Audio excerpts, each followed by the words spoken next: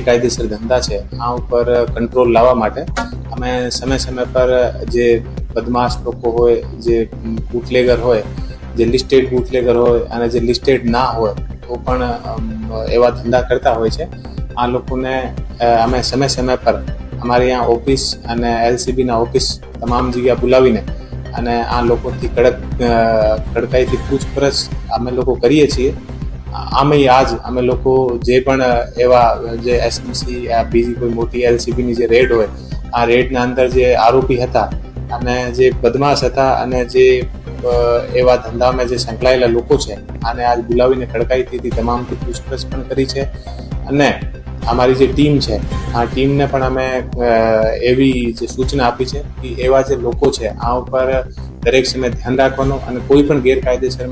કામોમાં એ લોકો લિપ્ત ના રહે, વિશેષ રૂપથી સૂચના તમામ લોકોને આપી છે. કયા ડિવિઝનના લોકો સર? આજે જે